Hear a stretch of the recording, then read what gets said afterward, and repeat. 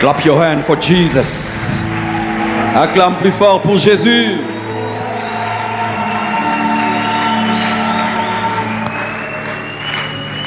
Prenez place, s'il vous plaît. Sorry, je ne peux pas prêcher sans beaucoup chanter. Amen. C'est difficile pour moi de prêcher sans beaucoup chanter. Je suis un anti-ventilateur, un peu m'aider. Ça me casse la voix, le ventilo. Je vous salue tous au nom de Jésus-Christ de Nazareth. C'est un bonheur et un plaisir pour moi que d'être au milieu de vous ce soir et pendant ces assises. Merci à la terre de Lumbaché qui m'a reçu. Merci à l'église NCD que je revois encore après plusieurs années. Merci à l'homme de Dieu, l'apôtre Jean Clément et son épouse, maman Viviane. Thank you so much for the invitation. J'espère que j'ai bien parlé. Merci à tous les hommes de Dieu qui ont prêché avec nous. Que Dieu vous comble de grâce, de faveur. Soyez abondamment bénis, bénis, bénis. Et à toute l'équipe qui m'a accompagné, vraiment, soyez bénis. J'ai apporté quelques livres. Stratégie face à la tentation, c'est un livre qui parle de sanctification. Comment tu peux vaincre le péché. J'ai aussi apporté le livre 500 paroles de sagesse, comme le titre le dit. Pendant 500 jours, tu peux avoir une parole de sagesse pour méditer. Le secret du lieu secret, j'en parlerai un peu à la fin. C'est un livre sur le brisement, la formation, la préparation, la voie du véritable pardon, comment pardonner l'impardonnable, comment pardonner l'impardonnable. Ce livre m'a aidé moi-même. Et le principe pour le choix du conjoint, comment tu peux choisir avec le Saint-Esprit, tome 1 et tome 2, parce que c'est une maladie grave, il faut 2 livres. Amen.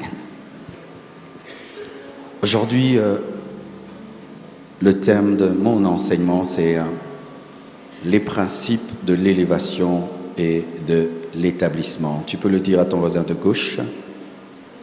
Les principes de l'élévation et de l'établissement. Ton voisin de droite, tu peux lui dire. Ton voisin de devant. Ton voisin de derrière. Seulement ton voisin qui te sourit. Nous allons nous tenir debout afin de lire 4 portions de la Bible, s'il vous plaît.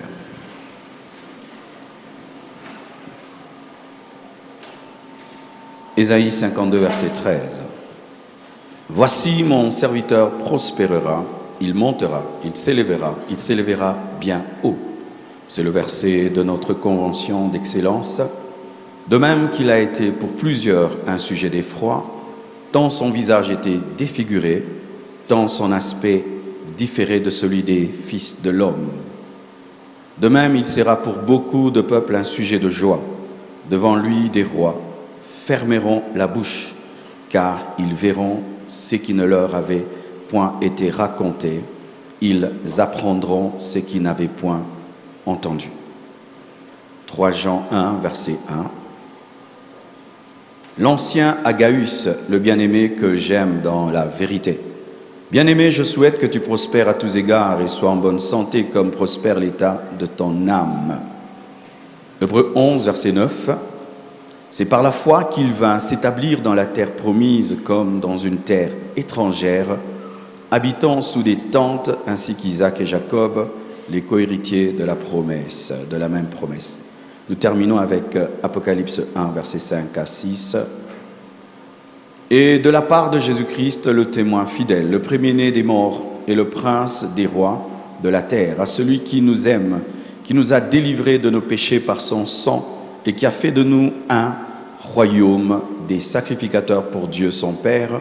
À lui soit la gloire et la puissance au siècle des siècles. Amen. Prenez place, s'il vous plaît. Je suis un prédicateur d'équilibre qui croit en tout ce que la Bible croit. Amen.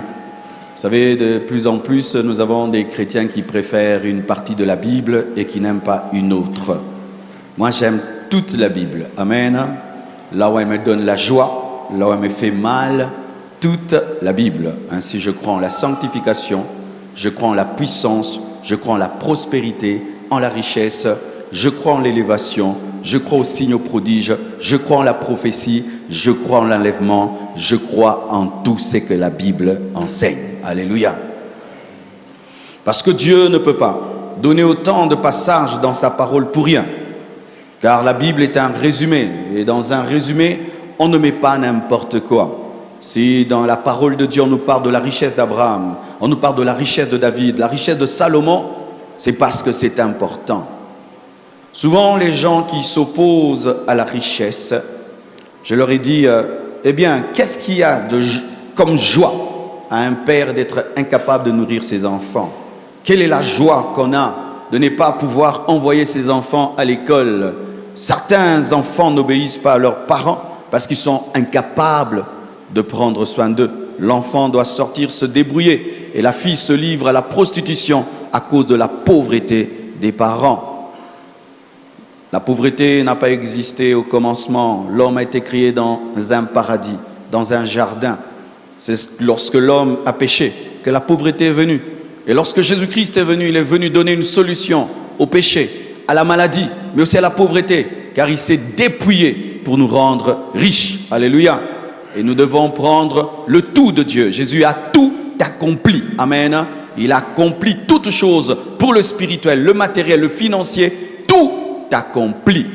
Reçois le tout de Dieu. Ne te limite pas. Alléluia. Ne te limite pas. C'est comme l'a témoigné l'homme de Dieu qui a parlé des offrandes.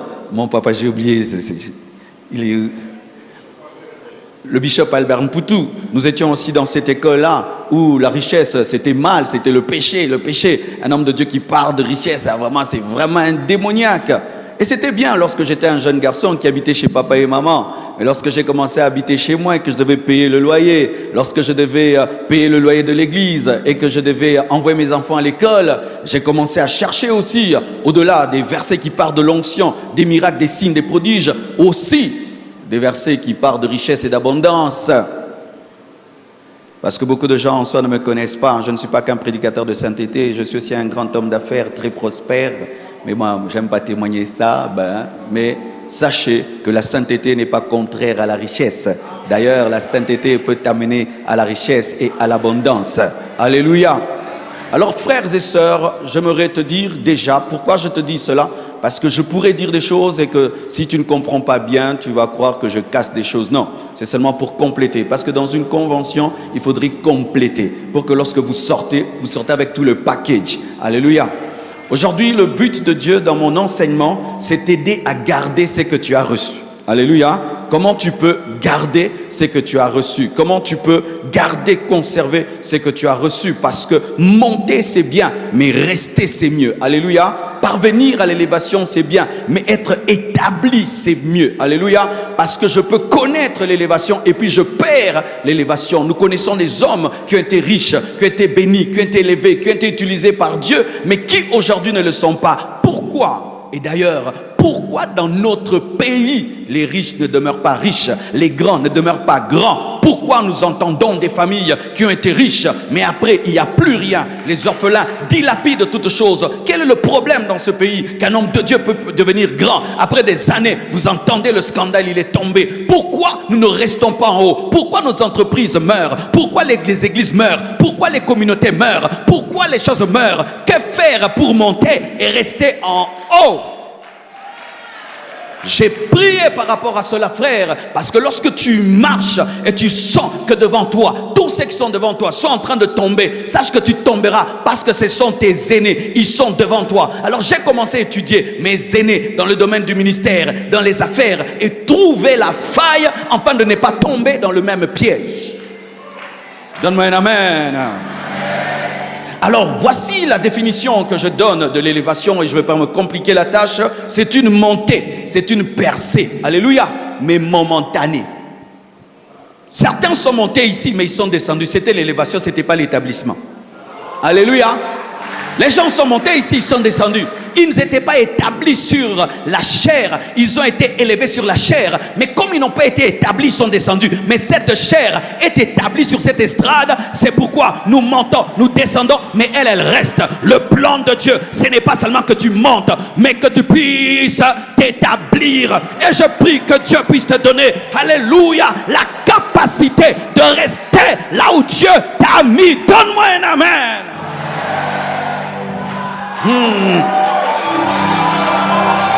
Tu peux être élevé pendant une semaine.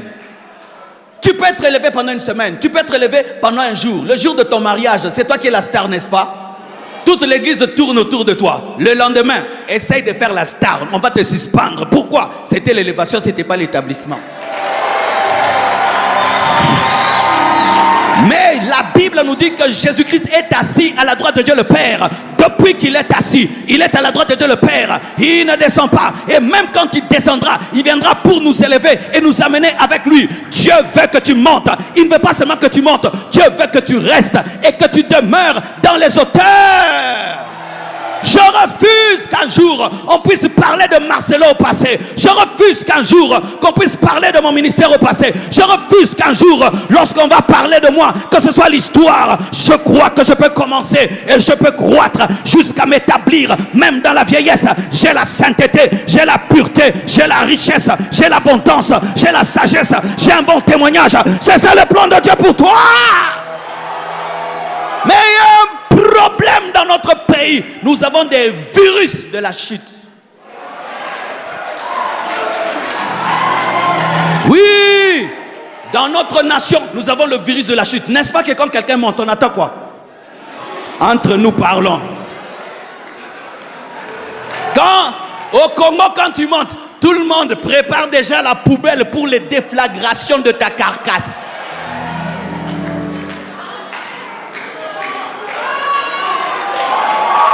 Hier, ce qui nous a impacté dans la musique, ils sont où? Dans le passé. Hier, ce qui nous a impacté dans la parole, ils sont où? Dans le passé. Hier, les grandes entreprises congolaises ont fermé, les boutiques ont fermé, les banques ont fermé, les choses ont fermé. Pourquoi nous commençons et nous ne continuons pas?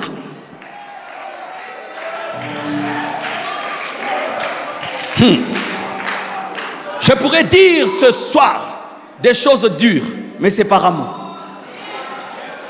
Alléluia. Et c'est le combat de nous tous. Le premier, moi qui prêche ici. Alléluia. Regardez ceci, mes frères. L'élévation est une montée, une percée momentanée. Mais l'établissement est une montée et une percée permanente. Personne ne peut être établi sans être monté. Mais ce n'est pas parce que tu es monté que tu es établi. Mais il n'y a point d'établissement sans élévation. Il faut d'abord être élevé pour être établi. C'est pourquoi je vais parler du chemin qui mène à l'établissement, l'élévation. Le chemin qui mène à l'élévation, parce qu'il faut passer par l'élévation pour être établi. Il faut que tu passes par le couloir pour entrer dans la chambre. Si on te retrouve directement dans la chambre sans le couloir, tu es un voleur. Tu es entré par la fenêtre. Tout établissement sans élévation est une fraude. Il y a des gens qui recherchent l'établissement sans passer par le processus de l'élévation. Et la plupart, vous ne garderez jamais l'élévation. Parce que c'est le processus qui t'amène à respecter ce que tu as reçu. Adam est né grand dans un jardin. Il a perdu facilement le jardin. Jésus est né dans une étable. Jusqu'aujourd'hui, il est à la droite de Dieu le Père. C'est pourquoi ne négligez jamais les faibles commencements, parce que les faibles commencements nous amènent à respecter les grandes finalités. Mes frères et sœurs, un avion décolle. Il faut voir comment il fait des efforts. Il chauffe le moteur. D'ailleurs, l'entretien, les mécaniciens viennent, ils vissent tout. Parce que s'ils vissent mal, c'est fini. Ils prennent le temps de tout bien visser, tout checker. Chauffer le moteur, et chauffer le moteur, et chauffer le moteur. Et des fois tu es pressé, tu dis, mais décolle. Non, ce retard est ton salut. Car s'ils sont pressés, tu mourras. C'est pourquoi des fois, aimez les choses qui tardent, parce que Dieu est en train de visser des choses dans vos vies.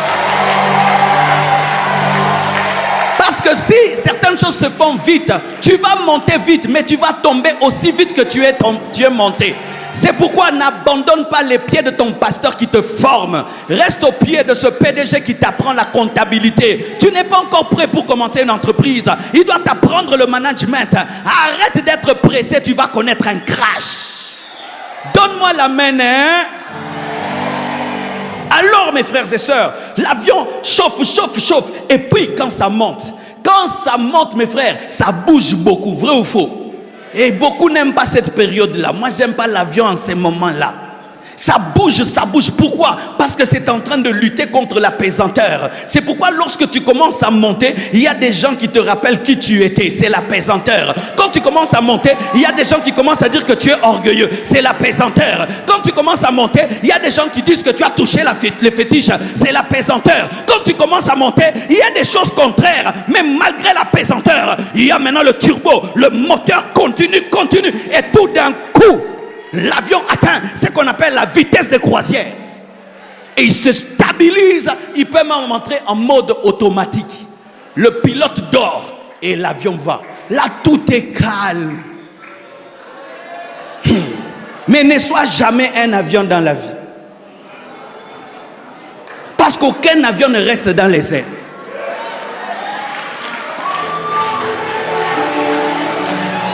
Aucun avion ne reste dans les airs. Même si vous faites 8 heures, 10 heures, 20 heures, il y aura l'aéroport qui t'attendra. Parce que si tu continues, tu auras un problème de carburant et tu dois descendre. Ce sont les gens qui ont une malédiction dans leur vie. Même s'ils montent comment, il y a toujours l'aéroport, il va descendre. Moi, je ne suis pas un avion. Je suis un fils de Dieu. Je suis chrétien. Je suis enfant de Dieu.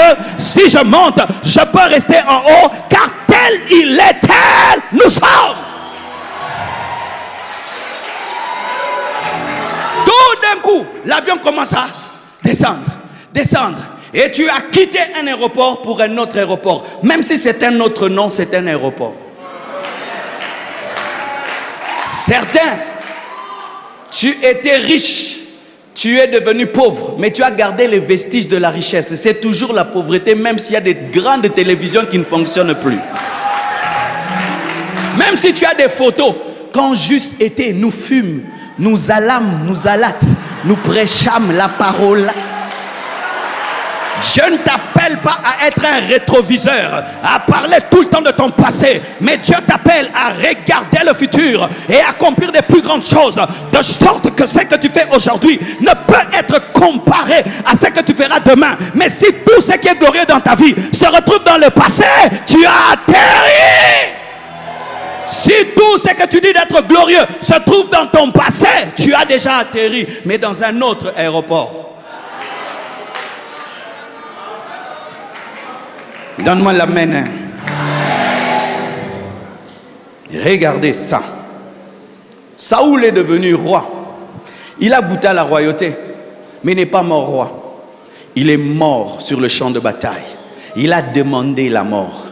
Il fut oint, et un jour il fut un ex-oint. Ne sois jamais un ex-oint. Tu ressembleras à Lucifer, à Satan. Tu seras jaloux de tous les nouveaux oints. Tu combattras tous les nouveaux oints.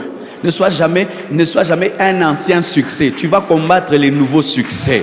Ne sois jamais Saoul, tu vas poursuivre David. Mais David est mort sur le trône. Alléluia. Lucifer fut dans la présence de Dieu. Il a été précipité.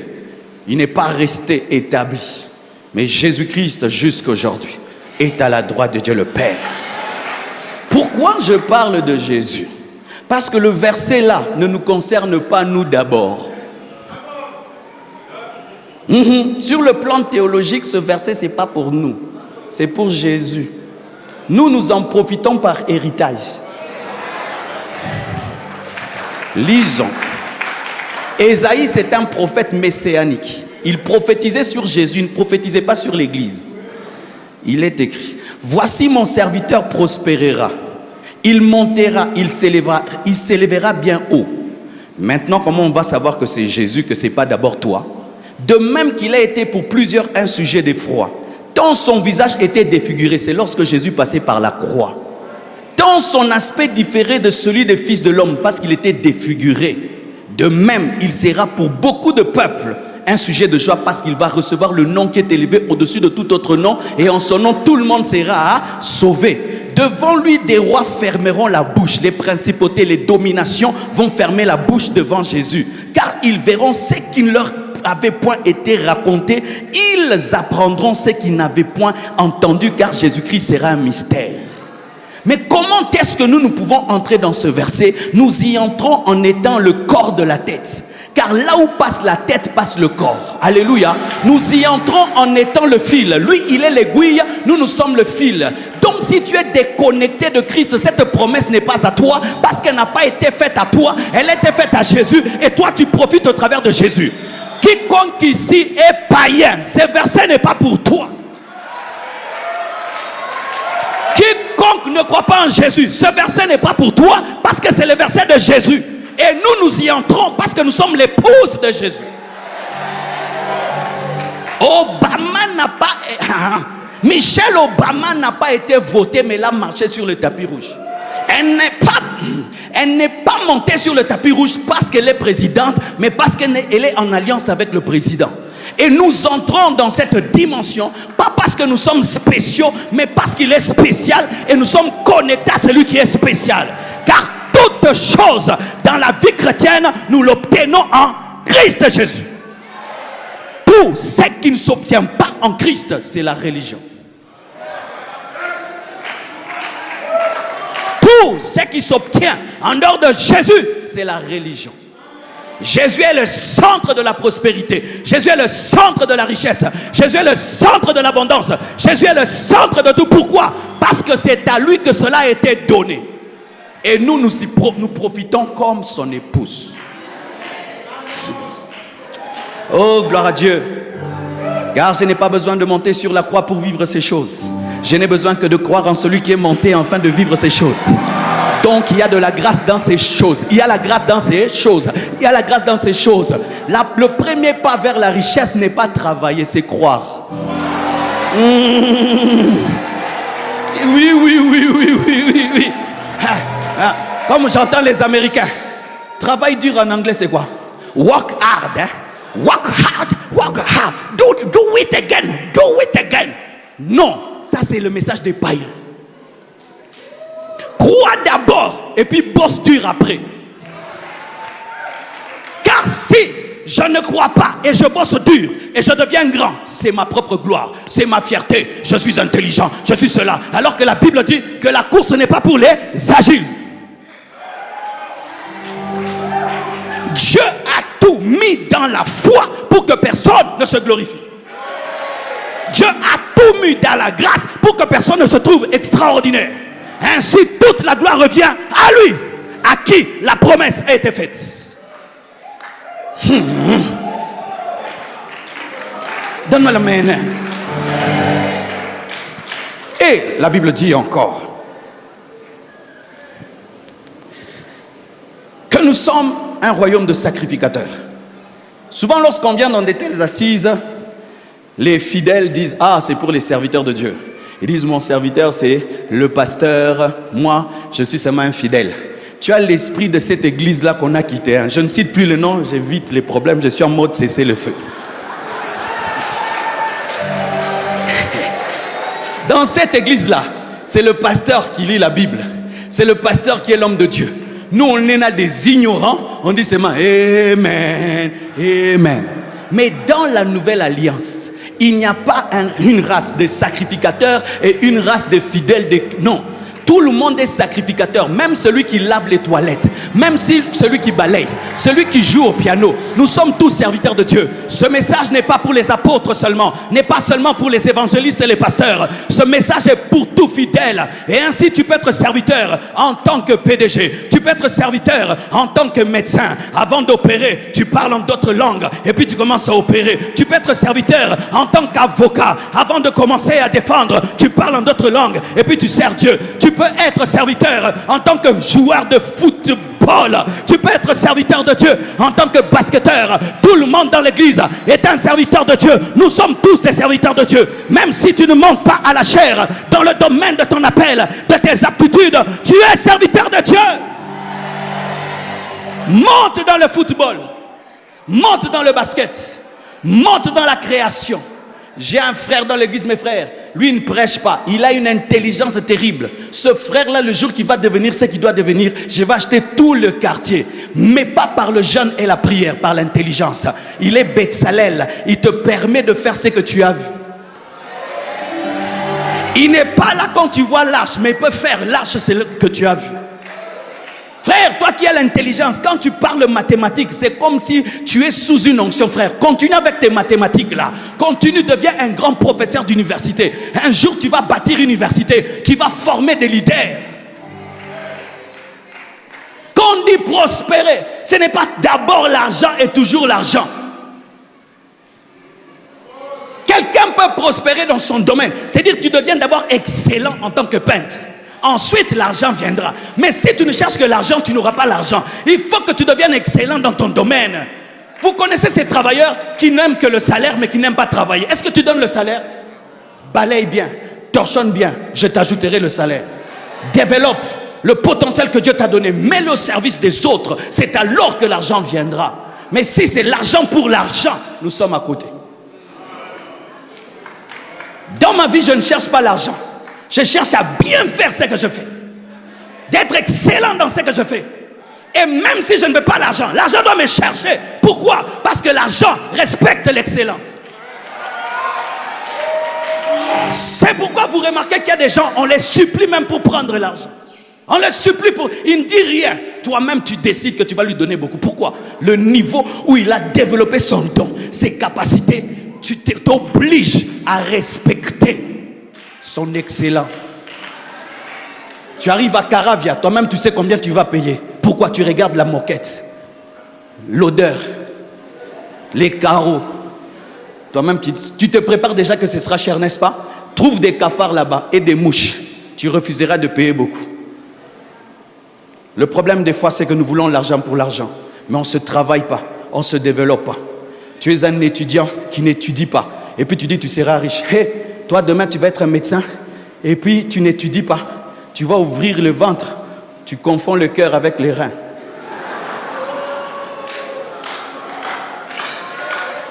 Alléluia. Tu confonds le cœur avec les reins. Combien de fois j'ai amené mes enfants pour être seulement piqués. L'infirmière ne sait pas trouver la veine. Mais elle prie. Elle ne sait pas trouver la veine. Mais elle est chrétienne. Donc pendant qu'elle étudiait, elle trichait. Elle était distraite. Et là tu maltraites un enfant parce que tu ne sais pas trouver une veine. Sois excellent dans ton domaine. Être chrétien ne t'empêche pas de bien étudier, de bien travailler, de bien faire les choses, de parler un bon français, de parler un bon anglais, d'avoir une vie propre, d'avoir une vie rangée, ordonnée. Ça ne t'empêche pas. Le jour que tu iras au ciel, il n'y a pas de balai au ciel parce qu'il n'y a pas de poussière. Parce qu'on nous a mis dans la tête que le chrétien c'est la médiocrité et tu es médiocre et tu pries beaucoup et puis tu deviens grand. Ça ne marche pas comme ça.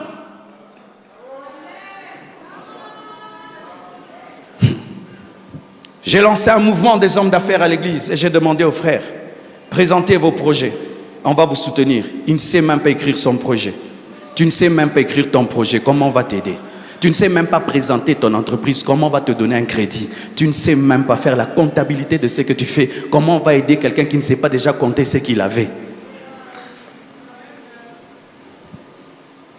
Cette partie-là, tu ne peux pas l'aimer. Alléluia. Alors, ne dites jamais, qu'est-ce que tu fais à l'église? Je ne fais rien. Non, dis, je sers Dieu comme un avocat. Je sers Dieu comme une infirmière. Je sers Dieu comme footballeur. Je sers Dieu comme professeur d'université. Je sers Dieu comme étant un basketteur. C'est aussi servir Dieu. Je sers Dieu comme pilote de l'air. C'est servir Dieu. Je sers Dieu comme infirmière. C'est servir Dieu. Servir Dieu, ce n'est pas seulement être ici, être pasteur, apôtre. Tous, nous sommes un royaume de sacrificateurs.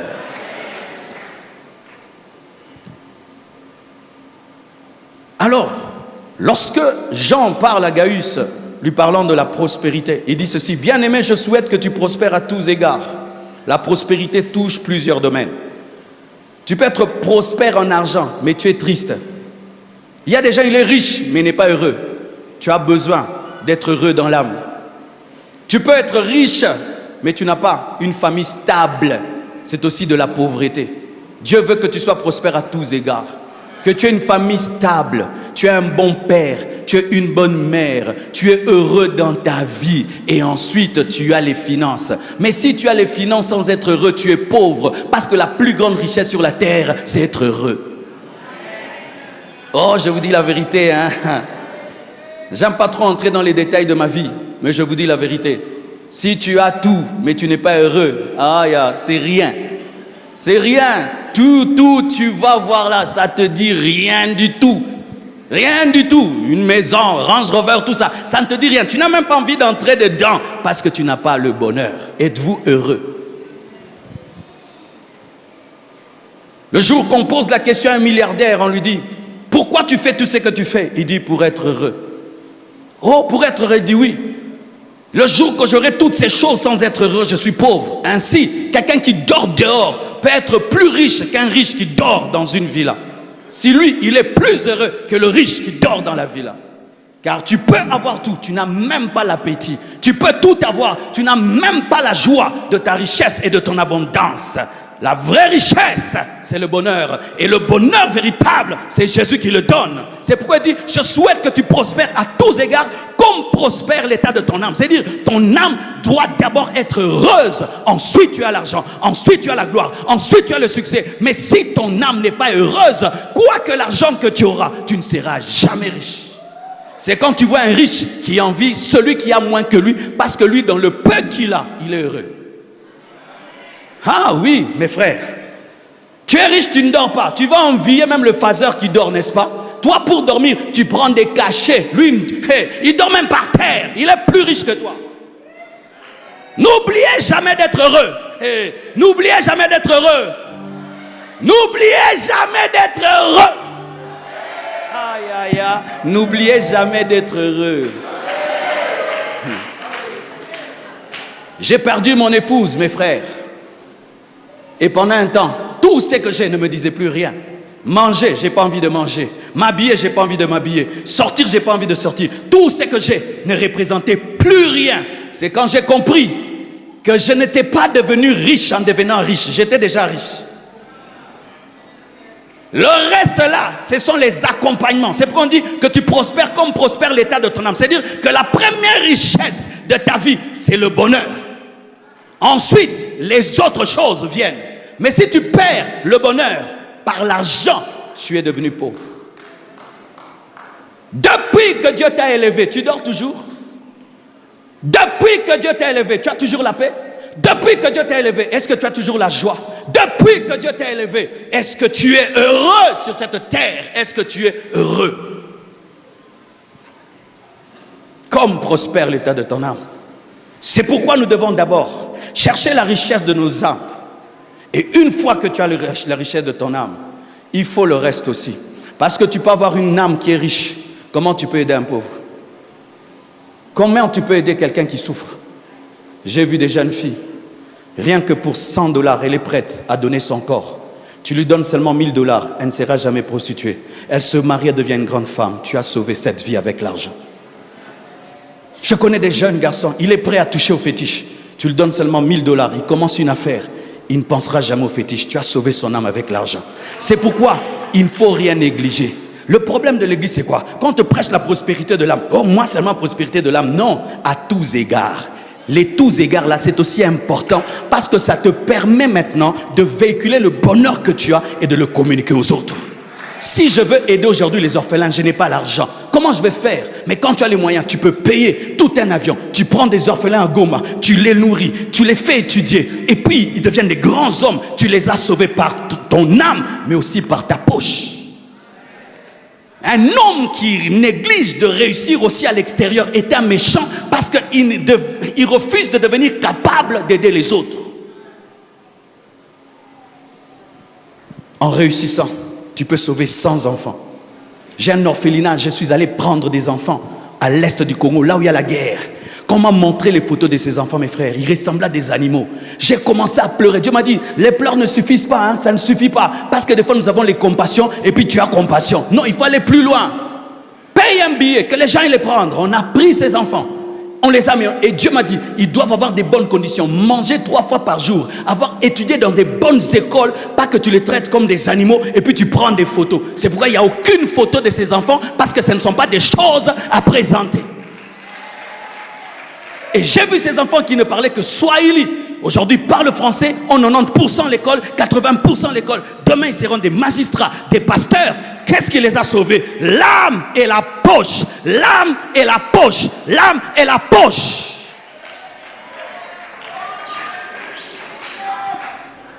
Donne-moi un amen. Amen. Alors, rapidement, que faut-il pour monter? Dis à ton voisin, qu'est-ce qu'il faut faire pour monter? La première des choses, en prenant le modèle de Jésus, il faut avoir une alliance avec le Père. Il faut avoir une alliance avec Dieu. Jésus-Christ, qui a reçu le nom qui est élevé au-dessus de tout autre nom, qui est établi, pouvait dire que moi et le Père, nous sommes un. Tout commence par ta communion avec Christ. Alléluia. Si tu veux monter, d'abord la base, c'est Jésus de Nazareth. Toute montée qui n'est pas fondée sur Jésus-Christ est une perte de temps. Tu n'es pas différent de tous ces païens qui ont des choses de ce monde et qui vont finir en enfer. La première des choses, c'est Jésus. Alléluia. La première richesse dans l'homme, c'est Jésus. Tu as des millions, des milliards, tu n'as pas Jésus. Tu finiras en enfer, comme l'homme riche qui a fini dans le feu et qui a demandé une goutte d'eau. Il était tellement pauvre dans l'éternité qu'il a demandé une goutte d'eau. Une goutte d'eau. La deuxième des choses, pour monter, tu dois quitter ta zone de confort. Le succès n'est pas dans notre zone de confort, dans les choses que tu maîtrises et que tu fais bien. Cela fera de toi un homme normal. Mais c'est lorsque tu vas au-delà de tes limites, au-delà de tes capacités, tu t'étires, c'est alors que tu auras le succès. Il est démontré en arthéophilie, que lorsque tu fais le sport et tu veux gonfler tes muscles, quand est-ce que les muscles gonflent? Ils gonflent lorsque tu fais le dernier exercice, le plus difficile, où tes muscles disent je ne peux pas, mais malgré ça tu fais, et puis il y a un déchirement musculaire, c'est alors que le muscle gonfle pour porter ce poids. Vous qui avez peur des nouvelles choses, vous qui avez peur des choses que vous ne maîtrisez pas, vous qui manquez de l'audace, vous ne réussirez pas.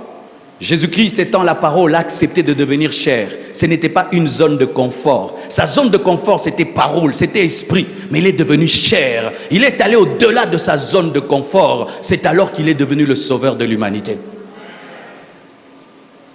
Tu es seulement prédicateur de l'évangile. Et puis l'Esprit de Dieu te dit, investis dans les affaires. Tu dis, non, moi je maîtrise que la prédication. Il te dit, va maintenant là. Là, ce n'est pas ta zone de confort. C'est là que Dieu te bénira.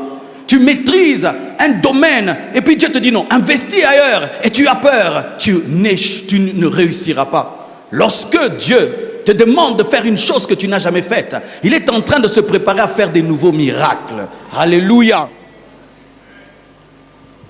Tu dois quitter ta zone de confort. Tu dois être sensible à la voix du Saint-Esprit. Lorsque tu veux quitter le désert et tu veux entrer en Canaan, il faudrait que tu sois sensible à la colonne de nuée, sensible à la colonne de feu. Car c'est Dieu qui connaît le chemin de ton succès. Sinon, tu vas tomber dans l'imitation. Lui, il fait les mines, toi aussi tu es dans les mines. Lui, il va en Angola, toi aussi tu vas en Angola. Qu'est-ce que Dieu t'a dit? Aujourd'hui, tout le monde fait des guest house. C'est pourquoi ça ne marche plus. Parce qu'il y en a de trop. Tout le monde est dans l'habillement. C'est pourquoi ça ne marche plus. Est-ce que Dieu t'a dit d'être dans l'habillement? Laisse-toi conduire, laisse-toi diriger dans le domaine où Dieu t'a préparé. Alléluia. Car ce qui marche pour l'autre ne marchera pas certainement pour toi. Tu dois entendre Dieu et lui te dirigera parce qu'il est l'architecte de ta vie, l'architecte de ta destinée. Certains réussissent en voyageant, d'autres réussissent en restant. Alléluia. Certains réussiront en vendant, mais d'autres réussiront en achetant. Une autre chose, la loyauté et la fidélité en peu de choses. Dieu commence à te bénir et tu as maintenant un capital de $2000. Il va te regarder. comment tu vas te comporter, comment tu seras fidèle dans ta dîme, comment tu seras toujours persévérant dans la crainte de Dieu. Mais lorsque Dieu te bénit, il commence à t'élever un tout petit peu, tu changes, cela va bloquer. Certains d'entre nous, nous pensons que nous sommes sous l'emprise des puissants des ténèbres, mais Dieu t'a testé seulement dans un domaine et tu étais infidèle. Le Seigneur t'a testé avec seulement 10 000 $, tu étais infidèle. Le Seigneur t'a testé seulement avec 1 million de $, tu étais infidèle. Un jour, j'ai dit à Dieu, donne-moi 1 million de $ et tu verras ce que je ferai pour toi. J'ai cru que Dieu n'avait pas écouté. Et un jour, j'ai eu 1 million de $. Il m'a dit, tu m'avais dit que si je te donne 1 million de $, je verrai ce que tu feras. J'ai dit, je vais acheter une parcelle. J'ai acheté une parcelle au nom de l'église. Pas à mon nom, mais au nom de l'église. Pas au nom de Marcelo, au nom de l'église, une parcelle d'1 million. Il l'avait entendu, il m'a testé. Dieu te testera avec des sommes d'argent. Dieu te testera avec un salaire. Dieu te testera avec de l'argent pour voir si tu l'aimes lui ou tu aimes l'argent. Dieu te testera avec un niveau d'élévation et il va voir si tu l'aimes lui. C'est pourquoi tu as remarqué, depuis que tu étais infidèle à ce petit niveau-là, tout s'est arrêté. Tout s'est arrêté. Tu n'as plus le temps d'aller à l'église. Tu es maintenant busy. Toi qui étais tout le temps à la retraite, tout le temps tu cherchais les hommes de Dieu qu'on t'impose les mains. Maintenant busy. C'est pourquoi la bénédiction est aussi busy. Eh, donne-moi l'amen, hein? Alléluia.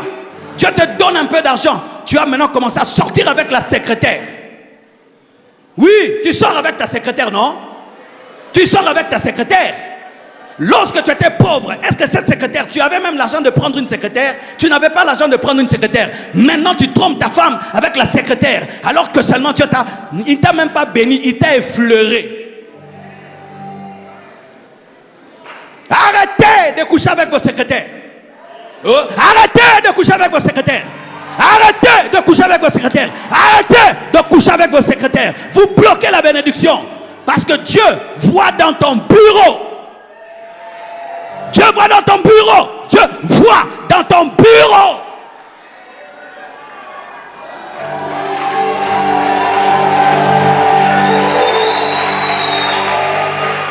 Tu étais un huissier, tu n'avais pas de secrétaire, hein? Et là tu étais fidèle à ta femme. Mais voilà maintenant que tu es devenu directeur et tu as une secrétaire. Viens ici, viens là-bas, viens ici. C'est pourquoi tu vas redevenir un huissier avec le sida comme Matabisi. Mungu ataku ongezea Matabisi ya sida. Utakuwa huissier sidatique. Eh, donne-moi la main, hein?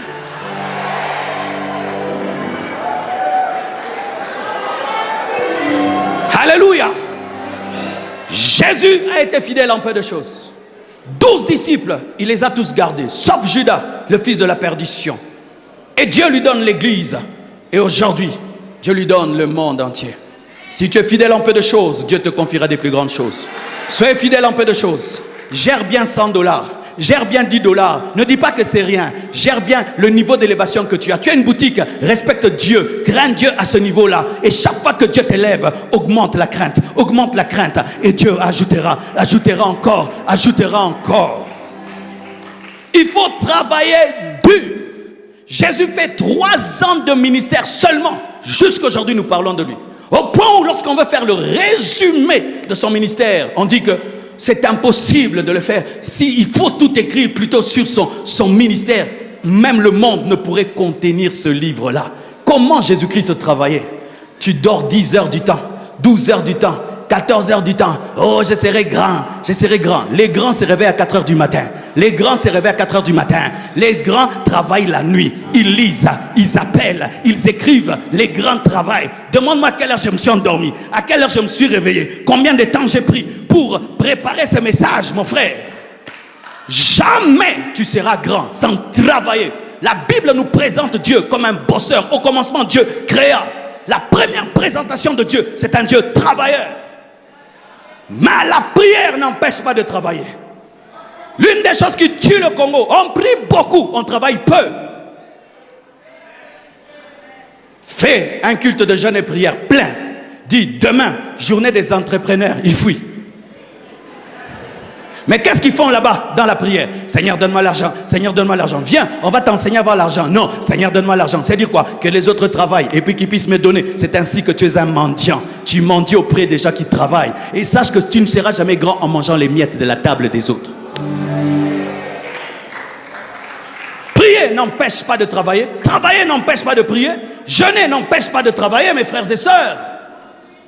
Nous sommes des champions dans la prière. Des paresseux, des paresseux, des paresseux. Au point où si quelqu'un ne te donne pas, tu es fâché contre lui. Vrai ou faux? Mina mulomba ni patie, iko roho mbaya. Na wewe kuna roho mbaya sana. Uko roho mbaya. Comment tu peux être un père de famille, tu fais que dormir alors que tu as des enfants? Un père de famille sort, il se débrouille, il cherche, il vend sa montre, il vend sa cravate, il vend sa veste. Maman, toi tu es seulement là, tu brilles, tu brilles, tu brilles. Non, vends tes bijoux, fais des affaires. Maman vendait les bijoux, vendait les bijoux. D'ailleurs, trop de bijoux, ce n'est plus à la mode, c'est démodé. Vendez les bijoux, investissez dans les affaires.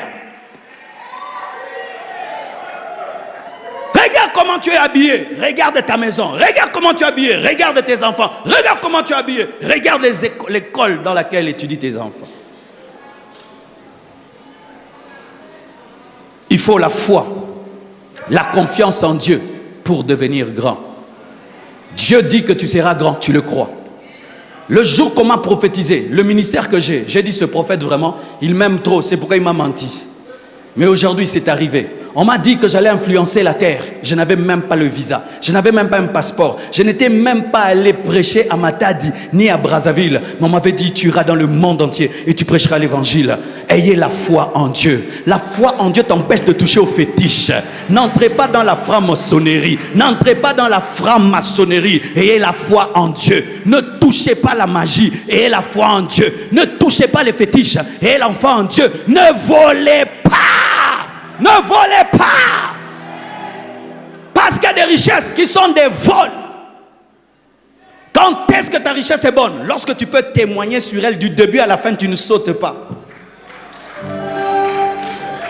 La vraie richesse, on témoigne sur elle du début à la fin, on ne saute pas. Quand tu sautes, c'est-à-dire que tu as volé. Et si tu as volé, tu n'as pas la foi. Parce que la foi ne vole pas. Ne soyez jamais dans la corruption. Chrétien, tu n'as pas le droit de vivre dans la corruption et puis dire que Dieu t'a béni. Tu n'as pas le droit d'être dans le vol et dire que Dieu t'a béni. La foi t'empêche de voler. La foi t'empêche de corrompre. La foi t'empêche de faire des faux bilans. Des faux bilans. Des fausses comptabilités.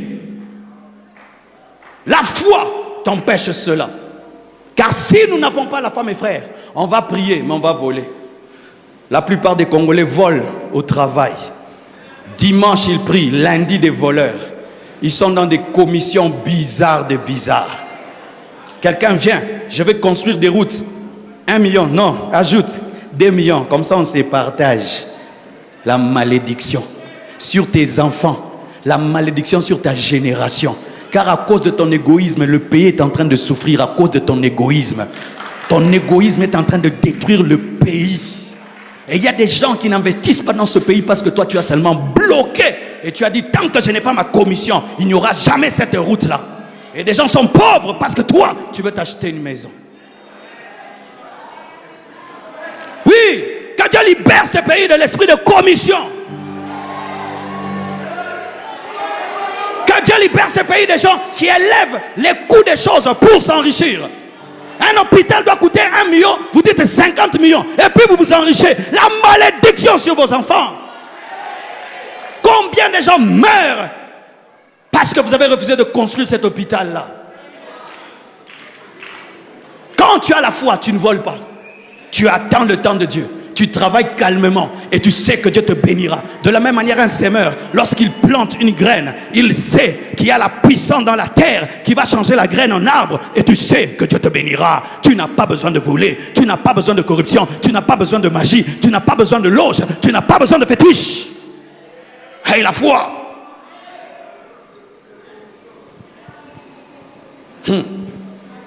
Tu as besoin de la connaissance de toi-même, connaître ton potentiel. Mike Jordan est devenu grand parce qu'il savait que sa main était spéciale. Lionel Messi est grand. il sait que son pied est spécial. Qu'est-ce qui est spécial en toi? Moi, Dieu m'a donné parler. Alléluia. Il ne m'a pas donné une grande taille. Il ne m'a pas donné des muscles. Il ne m'a pas donné des... J'attends toujours l'occasion de... Qu'est-ce que Dieu t'a donné? Dieu ne veut pas t'envoyer sur la terre vide. Il t'a donné quelque chose. S'il a donné aux lions des crocs, s'il a donné aux oiseaux des ailes, Dieu t'a donné quelque chose. Découvre ton potentiel, découvre ton talent, découvre ce à quoi Dieu t'appelle. Maximise cela, maximise tes talents, mets cela au service des autres et Dieu te bénira. Il n'y a aucun homme vide, car Dieu n'envoie jamais sur la terre des vases vides. Tous les hommes ont quelque chose. Même si la chose est petite, si elle vient de Dieu, elle est puissante. Je connais quelqu'un qui peint avec ses pieds. Il n'a pas de mains, il peint avec ses pieds. Je connais un homme qui n'a ni main ni pied. C'est l'un des plus grands orateurs au monde. Il s'appelle quoi? Nick Hardy, quelque chose comme ça, hein? Mais quelque chose. On le met sur une estrade. Les stades se remplissent. Là où nous on a des mains et des pieds, on ne remplit pas. Lui, il a compris que s'il n'a pas de jambes, il n'a pas de mains, il peut parler, raconter son histoire. Comment tu peux servir Dieu sans des mains et sans des pieds? Même ton histoire est quelque chose. Joyce Meyer est devenue grande comme violée. Elle raconte l'histoire de son viol, comment Dieu l'a guérie. Aujourd'hui, elle donne la joie aux hommes. Tu as quelque chose, tu as quelque chose. Certains, vous serez grands en écrivant l'histoire de votre vie. Oh, les livres. Écris ton histoire. Vends ton histoire. Tu as vécu des choses. Vends ton histoire. Écrivez, écrivez, écrivez, écrivez. Oh, Shalabrasaya. D'autres, ils chantent. Vous voyez la sœur, quand il y a le micro là, c'est comme si il y a maintenant dedans un synthé dans sa voix. Mais toi, si tu oses là-bas, voix de crapaud, quitte là-bas. Toi, reste dans ton domaine. Chacun son domaine, chacun son couloir, chacun son domaine. N'entre pas dans le couloir de l'autre. Aime ton couloir et Dieu te donnera la victoire. C'est pourquoi vous voyez quelqu'un, il est champion aux 100 mètres, mais n'est pas champion aux 200 mètres. Il n'est pas champion aux 800 mètres, parce que sa capacité, c'est courir seulement pendant 100 mètres. Mais rien que 100 mètres, il est grand. N'entre pas dans ce qui n'est pas à toi. Tu vois comme je prêche là, je ne force pas. Dieu m'a donné un cœur pour crier comme ça. Si tu essaies comme ça, tu tombes. J'ai découvert que Dieu m'avait donné un cœur qui me permet de crier comme ça. Mais je n'ai pas de problème. Même quand je regarde mon cœur, il va bien. N'entre jamais dans ce qui est autrui. Do, ré, mi, fa, sol, la, si, do. Mais si tu dis do, ré, mi.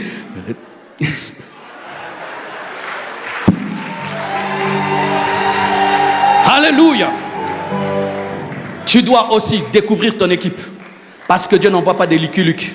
Dieu n'envoie pas des hommes seuls. Dieu t'a donné 2 yeux.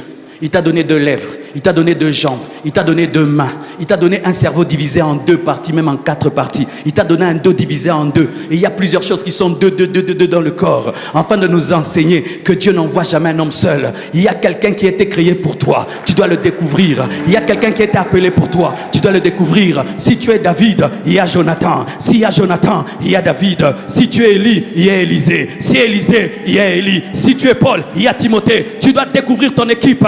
Tu sais gagner l'argent, mais tu as besoin d'un comptable. Tu sais gagner l'argent, tu as besoin de quelqu'un pour le marketing. Tu sais gagner l'argent, tu as besoin de quelqu'un qui va t'aider à amplifier encore. Tu ne dois jamais travailler seul, que ce soit dans le ministère, que ce soit dans les affaires. Il faut une équipe.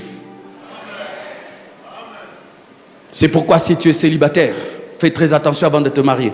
Parce qu'une fois que tu te maries, ta femme, ton mari entre dans ton équipe. Automatiquement, il devient capitaine de ton équipe. Ah oui, qui est célibataire ici? Fais attention. Cette femme-là que tu aimes deviendra capitaine de ton équipe. Et imagine que le capitaine de ton équipe ne croit pas en toi. T'insulte tous les jours, te dit pauvre, pauvre, pauvre. Regarde-le comme il est bête, tu vas échouer. C'est pourquoi choisissez bien. Choisis une femme qui te pousse. Choisis une femme qui t'aime et qui te pousse et qui te dit tu es un homme merveilleux, tu es un homme capable. Courage mon mari, même si aujourd'hui ça n'a pas marché, demain ça marchera. Choisis une femme qui te soutient dans ce à quoi tu es appelé. Choisis une femme qui est là, pas seulement quand tout va bien, mais aussi quand tout va mal. Choisis une femme qui ne t'aime pas pour la gloire, mais qui est capable de t'aimer dans la pauvreté. Choisis une femme qui t'aime toi, mais qui n'aime pas ta poche. Choisis une femme que tu peux projeter dans le futur et tu sens que lorsque tu seras grand, elle ne va pas te dévier de Dieu. Choisis une femme que Dieu t'a révélée. Ma soeur, n'épouse pas n'importe quel homme. Épouse un homme qui n'est pas jaloux de ton succès. Épouse un homme qui va te permettre aussi de faire des affaires. Épouse un homme qui va te laisser étudier et qui ne sera pas complexé. Épouse un homme qui ne va pas te jeter dans la cuisine et te dire que la femme à la cuisine. Épouse un homme qui ne t'aime pas que pour ton corps, mais qui croit aussi que tu as une âme, tu es intelligente. C'est pourquoi je ne peux jamais donner un garçon, ma fille, qui va mettre de côté son intelligence et ses études. Tu dois respecter les études de ma fille et la permettre de manifester les études qu'elle a apprises. Tu ne dois pas choisir un homme seulement pour te marier, tu dois choisir un homme pour ton futur.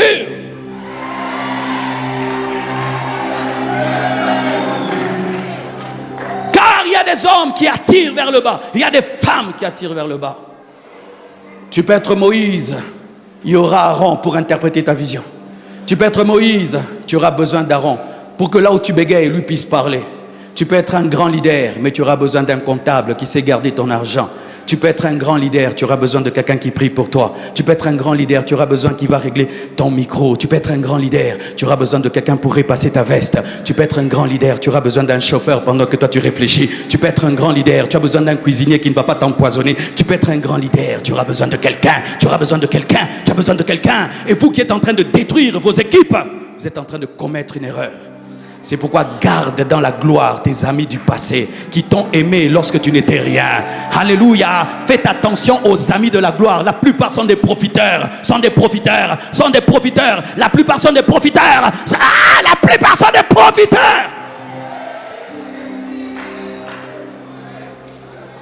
Si tu n'avais pas l'argent que tu as, les gens allaient venir. Si tu n'avais pas les moyens que tu es allé venir, ce ne sont pas tes amis. Un vrai ami t'aime pour ce que tu es. Il met de côté ton argent et puis t'aime toi. C'est pourquoi moi, tous les amis qui me demandent tout le temps l'argent, je dis tu n'es plus mon ami. Je suis devenu ta banque. Je les appelle, je dis toi, regarde ton SMS, l'argent. L'autre SMS, l'argent. L'autre SMS, l'argent. Tu tombes malade, je dois te soigner. Quelqu'un meurt, je dois enterrer. Et vraiment, j'aimerais te donner un secret pour garder un ami riche. Ne lui demande pas tout le temps l'argent. J'aimerais te donner un secret pour garder un homme riche dans ta vie. Ne lui demande pas tout le temps l'argent. D'ailleurs, des fois, ne lui demande jamais. Que lui-même voie et qu'il puisse te donner. Et il va te donner des grandes choses.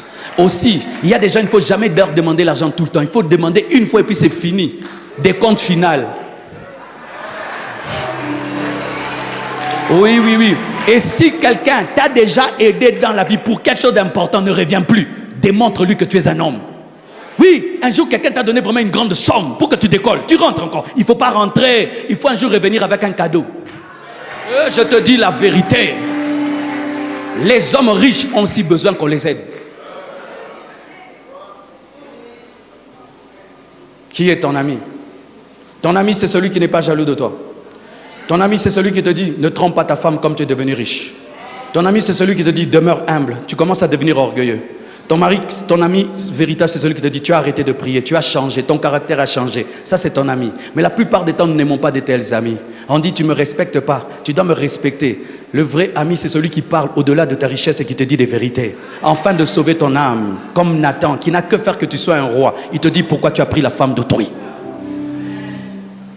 Ne jette pas un ami qui te ramène sur le chemin, il va te sauver. Je répète, ne jette pas un ami qui te parle et qui te ramène. C'est lui qui t'aime vraiment. Les gens qui te flattent tout le temps ne sont pas tes amis. Les gens qui te disent tout le temps des choses que tu aimes ne sont pas tes amis. Un ami est prêt à s'opposer à toi. Il t'aime. C'est pourquoi il accepte pendant un temps d'avoir des problèmes avec toi. Parce qu'il n'est pas venu pour ton argent, il est venu pour ton âme. C'est pourquoi les hommes élevés n'ont pas beaucoup d'amis. Un homme élevé qui a beaucoup d'amis, c'est faux. Les grands hommes n'ont pas beaucoup d'amis. Les grands hommes n'ont pas beaucoup d'amis. Les grands hommes n'ont pas beaucoup d'amis. Même Dieu, il appelle combien déjà amis? Si tu veux monter, tu dois respecter les interdits. Ne sois jamais un Samson qui aime le salon de coiffure. Alléluia. Si tu es Samson, n'aime pas le salon de coiffure. Et le plus grand interdit, c'est le péché. Le péché est un interdit. Et je ne crois pas qu'il y a des gens qui ont le droit de pécher et les autres ont le droit de ne pas, et ils doivent ne pas pécher. Il y a des gens qui croient de telles choses. Moi, j'ai une alliance avec Dieu, même si je pêche, Dieu est la grâce. Fais attention, cette grâce-là va t'amener en enfer. Jésus s'est sanctifié pour l'église. Haïssez le mal, haïssez le péché. Si tu veux monter, aie la haine du péché. Exemple, tu viens travailler avec moi. Je veux faire de toi un homme grand dans mon entreprise, mais je te teste. Je te confie $1000. Un mois après, je reviens. Tu les as bouffés. Le projet que j'avais pour toi, il tombe à l'eau. Qu'est-ce qui a fait que tu ne sois pas élevé? C'est le péché. Beaucoup de gens se plaignent qu'ils ne sont pas élevés. On t'a déjà testé. Tu voles l'argent de ton chef. N'est-ce pas que tu voles l'argent de ton chef? Hein? Voleur. Il y a un jeune que moi je connais. Si un jour Dieu fait de moi un ministre dans ce pays, je vais l'engager directement. Ce jeune, je lui donne l'argent. Même après moi je reviens, je lui demande le billet. Il me rend le même billet avec le même numéro. C'est pas qu'il l'utilise et puis il l'a rendu. Non, il ne touche pas ce qui n'est pas à lui. Et il sera élevé pour ça, pour sa fidélité, pour sa crainte. Chers caissiers, arrêtez de voler dans les caisses. Certains même vous volez dans les caisses de l'église. Vraiment. Des diacres voleurs.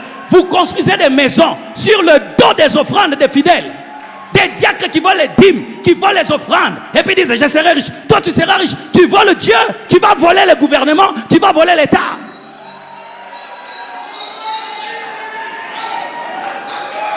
Se payer par terre à cause de quoi? À cause du vol. À cause d'un problème de sanctification en matière d'argent. En matière d'argent. En matière d'argent. On te donne l'argent, tu ne fais jamais arriver. Et si tu fais arriver, c'est la moitié qui arrive.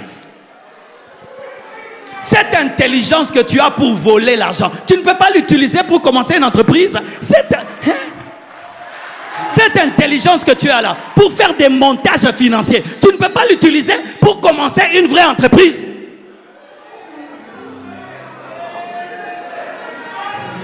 Alléluia. Prends des décisions. Je ne coucherai jamais avec une autre femme si que ma femme des décisions pareilles. Tu dis vraiment, je ne coucherai jamais avec une femme si je ne l'ai pas épousée. Des interdits. Je ne volerai jamais. Des interdits comme ça. Je ne m'enorgueillerai jamais. Des interdits. Pas d'orgueil, pas d'impudicité, pas de vol. Tu t'interdis ça. Jésus a réussi parce qu'il a respecté les interdits de sa destinée. Sinon, il allait mourir, il n'allait pas ressusciter. Ce qui a fait que Jésus-Christ ressuscite, c'est parce qu'il est mort sans péché.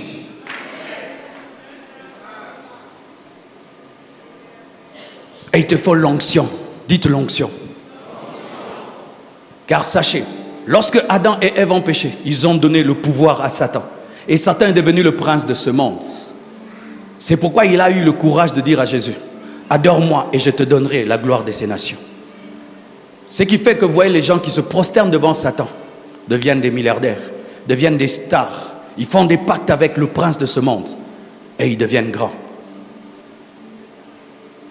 Et toi, quand tu es chrétien, tu veux monter dans les affaires. Tu sens une pesanteur spirituelle, vrai ou faux? Tu sens une puissance satanique qui ne veut pas que tu aies l'argent. Pourquoi? Parce que Satan n'a pas peur de l'argent des païens. Ça va ouvrir des boîtes de nuit. Mais il a peur de ton argent parce que ça va construire des églises. Ça va aider les gens.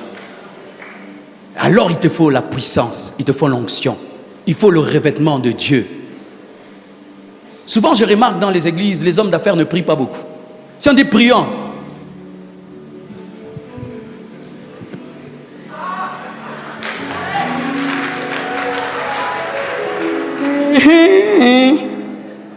oh, ça est la Satan fière. Même si tu es un homme d'affaires, prions. C'est comme moi j'aime Papa Edo. Mais la plupart des papas dans nos églises, presque tous les gens qui ont l'argent dans les églises, agenouillez-vous.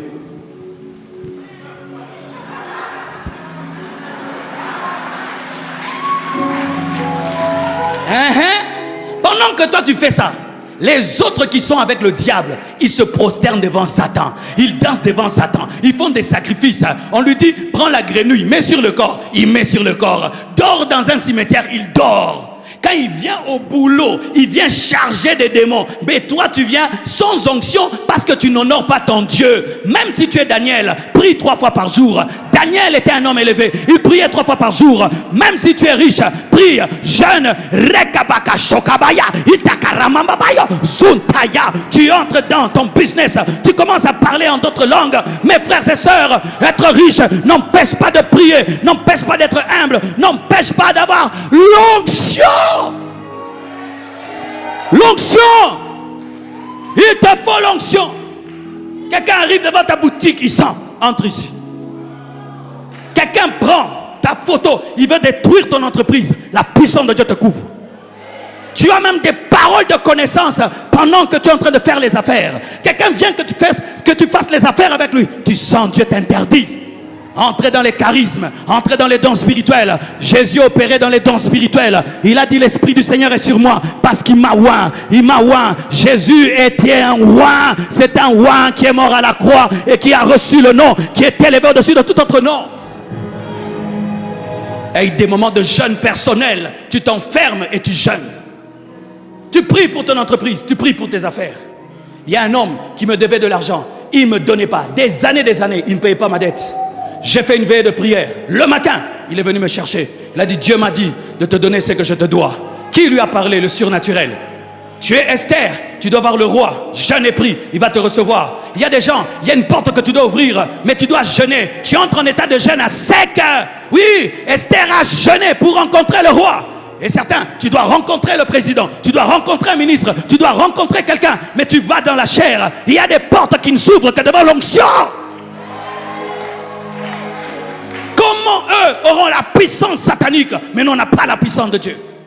Comment? Les personnes les plus bébés spirituels dans nos églises, ce sont les riches. Oui, comment les bébés spirituels dans nos églises sont les riches? Ils envoient leurs femmes prier à leur place. Allez prier pour papa, hein? Allez prier. Il dépose sa femme devant l'église. Lui, il va faire les jogging. Les jogging là du dimanche sont inspirés par Satan. Les jogging du dimanche inspirés par Satan. Tu vas d'abord au culte et puis le jogging après. Comment tu as jogging en plein culte? Et si tu viens en retard, on ne te donne pas la place devant, tu rentres à la maison. Eh baba, unakuwa hivi, unasahau kwenye Mungu alikulokotaka. Unasahau kwenye Mungu alikulokotaka. Inakuwa juu ingie mukanisa, ifo kwe tu hapa. Kama banakucha kule, hautaikala, juu ile kiti haiko ya bien. Unasahau kwenye Mungu alikulokotaka.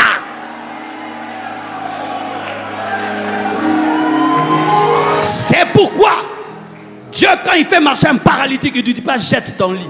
Prends ton lit. Pourquoi? Pour que tu te souviennes que tu étais paralytique. Va regarder ton album photo.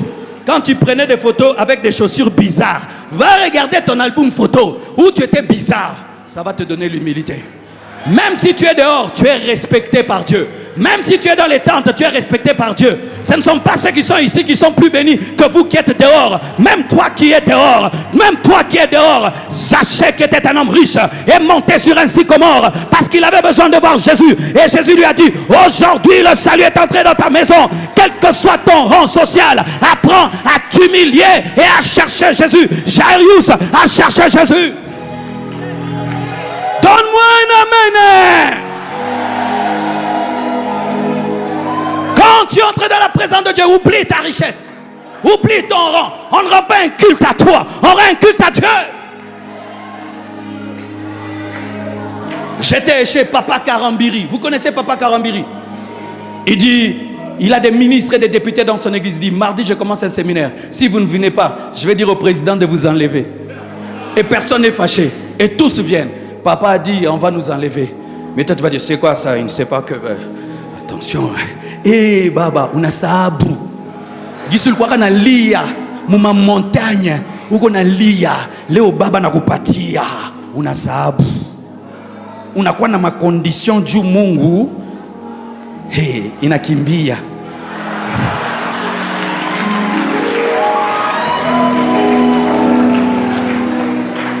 Alléluia.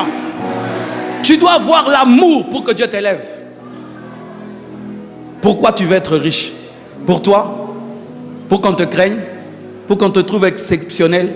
Dieu ne rend pas riche pour ça. Voici comment tu dois prier pour être riche. Bénis-moi pour devenir une source de bénédiction pour les autres.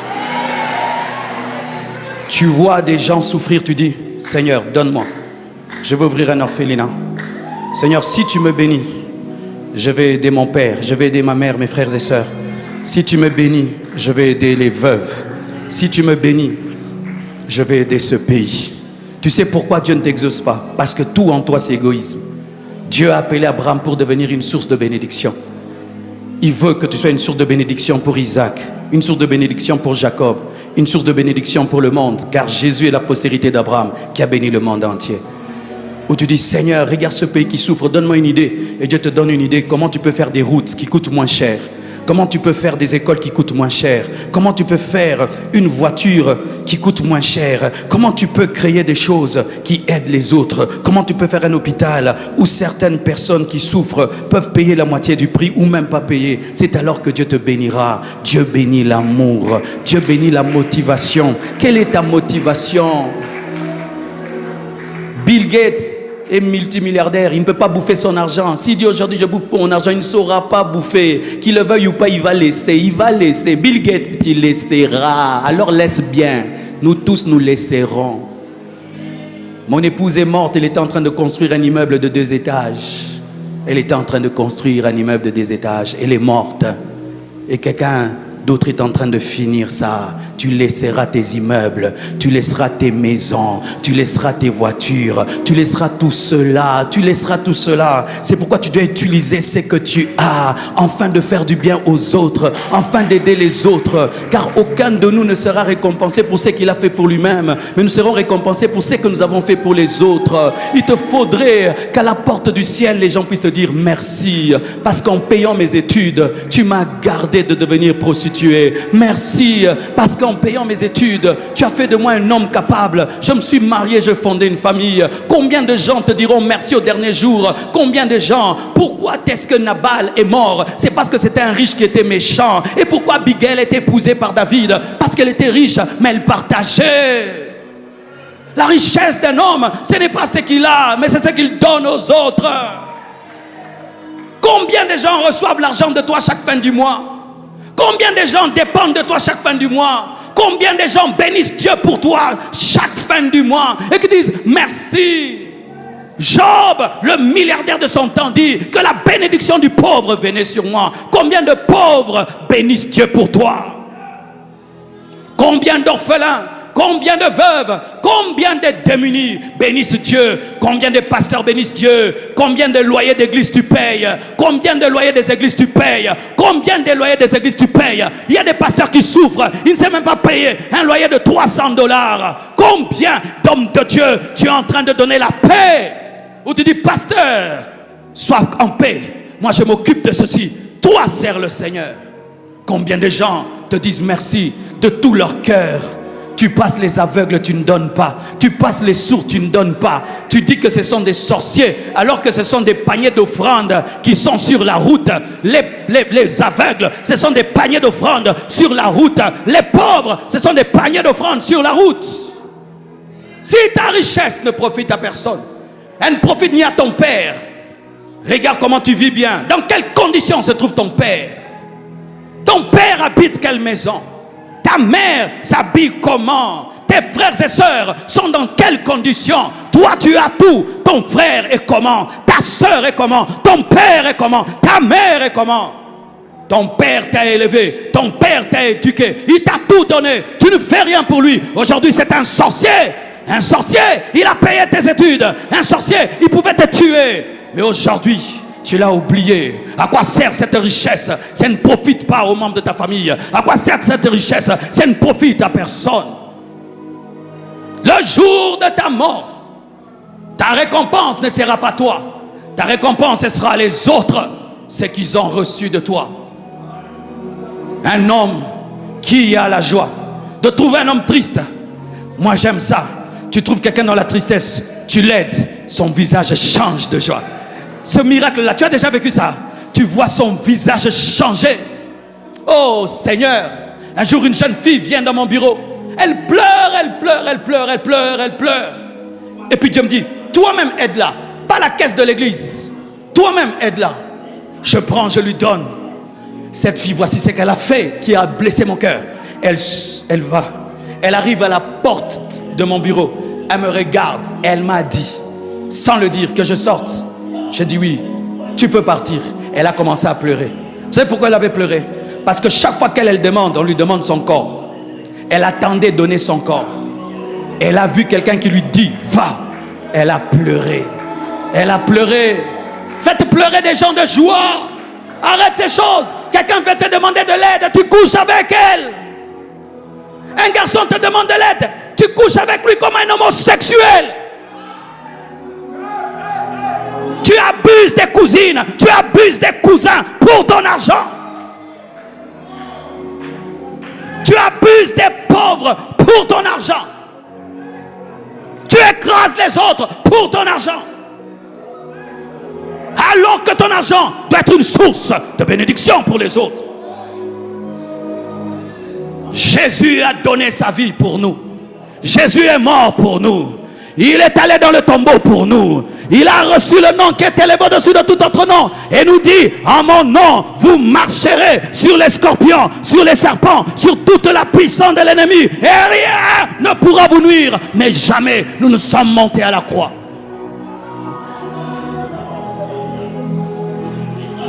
Et ce qui me blesse, oh, mon temps est passé, je n'aurais pas pu parler de l'établissement, je vais parler seulement de l'élévation. Ce qui me blesse, c'est quand je vois des fois un païen qui applique ces choses.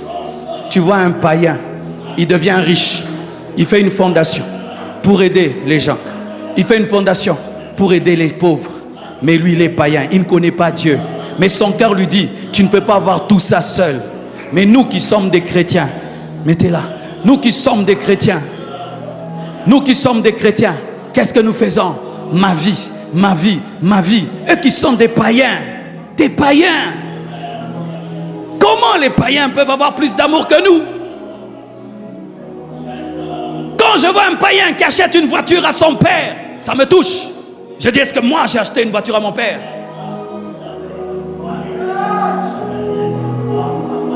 Si tu veux monter, fais cela. Je reviendrai pour parler de l'établissement un jour. Mais je finis en vous disant ceci. Alors que je préparais ce message, Dieu m'a dit de faire l'étude du diamant. Et quand j'ai fait l'étude du diamant, j'ai craint Dieu. Vous voyez le diamant que vous voyez, pour devenir un diamant, vous savez d'où il vient? Le diamant, pour être un diamant, était d'abord du carbone. Du carbone. Où, à 150 km de profondeur, pour qu'il devienne le diamant, il doit être un carbone pur. Pour dire quoi? Pour monter, tu dois avoir la pureté, la sainteté. C'est du carbone pur qui engendre un diamant. Et comment le carbone pur devient du diamant?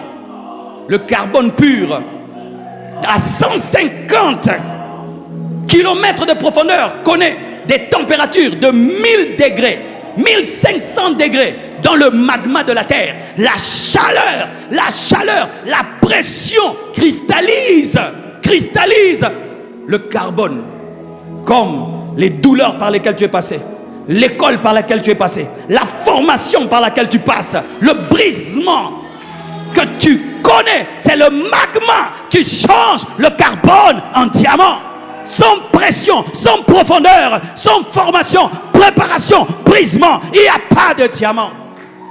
Et ça fait combien?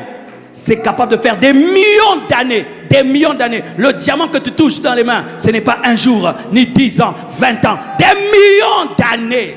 Le temps, la patience. Le temps, la patience. Le temps, la patience. Soyez patients. Tout diamant est signe de patience. Tout diamant que tu touches, c'est la patience. Il n'y a pas de diamant sans patience. Jésus a patienté 30 ans d'anonymat pour un ministère de 3 ans. 10 ans pour une année. 10 ans de patience pour une année. 10 ans de préparation pour une année. Sois patient. Ce n'est pas parce que les choses ne changent pas vite que tu n'es pas appelé à l'élévation. Sois patient, reste dans le magma, reste là-bas. Et qu'est-ce qui arrive lorsque le carbone est cristallisé en diamant? La nature elle-même se débrouille pour faire monter le carbone. Dieu lui-même, quand il t'aura formé, préparé, lui-même se débrouillera pour te faire monter. L'élévation ne vient ni de l'Occident, ni de l'Orient. L'élévation vient de l'Éternel. Ce n'est ni par force, ni par puissance, mais c'est par l'Esprit. Et qu'est-ce qui se passe? Il y a des éruptions volcaniques. Ce que vous appelez éruption est une bénédiction pour le diamant. Oh! Pendant que vous dites il y a éruption, le diamant dit continuez, ça me permet de monter. Ce qui fait que certains se manifestent dans des temps de souffrance. Il y a des gens qui sont devenus grands pendant le corona. Ce que vous appelez corona, lui il est devenu grand. C'était l'éruption volcanique qui a permis à son diamant de monter. Pendant les temps de crise, il y a des gens qui se révèlent. Pendant les temps difficiles, Jephthé se révèle. Pendant les temps difficiles, Élie se révèle. Et qu'est-ce qui se passe? Les éruptions volcaniques commencent à faire monter le diamant. Et jusqu'à ce qu'il se retrouve dans un cratère. Et là, pour que tu puisses creuser et la voir, parce qu'il sait que s'il reste à 150 km de profondeur, tu ne l'auras jamais. La nature t'aide à le saisir. C'est lorsque Dieu te présente, c'est lorsque Dieu te place à un endroit pour que le pharaon puisse te voir. C'est lorsqu'il donne des rêves au pharaon, afin que tu sois le seul à les interpréter. C'est lorsqu'il crée des occasions de présentation. Et on retrouve le diamant dans les rivières, dans les cours d'eau, sur les plages, et on ramasse ce diamant. Et un jour il finit où? Sur la couronne d'un roi, sur la couronne d'une reine. Mais c'était quoi? C'était du carbone. Quand le diamant est sur la couronne, il ne doit pas devenir orgueilleux, parce qu'il connaît son histoire. Il vient des profondeurs de la terre.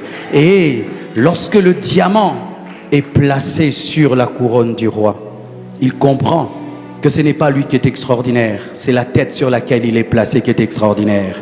Que ta gloire serve à Jésus, que ta richesse serve à Jésus, que ton honneur serve à Jésus, que ce que tu deviendras serve à la couronne de Jésus.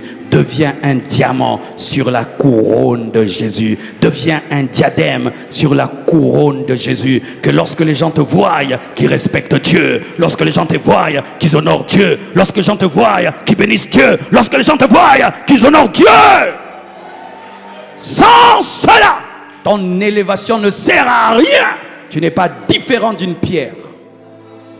Notre vie ne trouve son origine qu'en Dieu, son sens en Dieu, sa finalité en Dieu, car sans Dieu, tout est vanité de vanité. J'entre dans la chambre de ma femme quand elle est morte. Je vois des habits de prix, d'autres qu'elle n'a jamais portés, des montres, des sacs. J'ai pleuré. Et je me suis dit, et je crois qu'elle n'a jamais vécu pour ça, car elle n'aimait pas trop ces choses. Si c'était seulement ça le but de sa vie, elle a vécu pour rien. Elle n'a même pas emporté dans l'éternité même le coton que les femmes utilisent pour s'essuyer le visage. Elle a laissé les cotons là. Quand j'ai regardé ça, ma vie a changé. L'homme qui prêche ici, ma vie a totalement changé. J'ai vu une très très belle femme étendue là. Elle ne parle pas. J'ai vu une très très belle femme voyager dans l'avion, mais dans la soute. Celle qui voyageait en business class a voyagé dans la soute. Ça a changé ma vie. C'est pourquoi, n'oubliez pas, après être devenu riche, allez au ciel.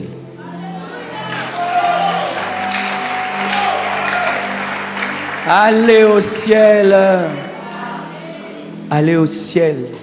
Aujourd'hui, mon souci par rapport à mon épouse, c'est de la retrouver au ciel. Richesse, gloire sont très très importantes parce que ce sont des instruments pour sauver les âmes. Mais n'oubliez pas d'aller au ciel. Que Dieu vous bénisse abondamment.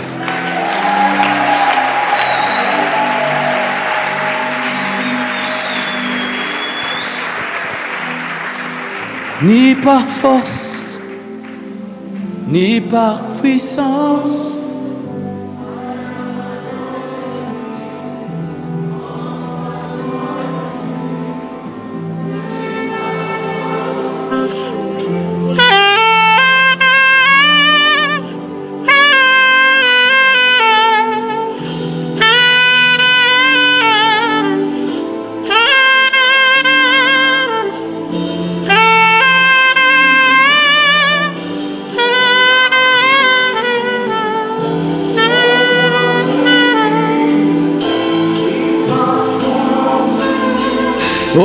Reseke baliaria zinde shagalia mandege rizutea haya. Oh Père, je prie. Je me suis efforcé, Père, de dire ce que j'ai pu dire. Mais je ne compte pas sur moi, je compte sur ton esprit, afin qu'il puisse, Seigneur, dire ce que j'ai pas pu dire et enseigner. Mais je te supplie, Père éternel, de nous donner un équilibre en toutes choses. Je prie que tu transformes les vies. Je prie, Père éternel, que tu bouleverses les vies. Je demande que cette sémence ne soit point volée par l'ennemi et que reste gravée dans les cœurs. Je bénis ces hommes et ces femmes. Je prie qu'ils soient riches pour toi, qu'ils soient riches pour toi, qu'ils soient grands pour toi. Et que, Père éternel, à la fin de tout, qu'ils puissent entrer dans ton règne, qu'ils soient enlevés, ô Dieu, qui finissent au ciel, qu'ils finissent dans ta présence. Grave ces principes pour ta seule gloire. Au nom de Jésus, Amen. Que Dieu vous bénisse.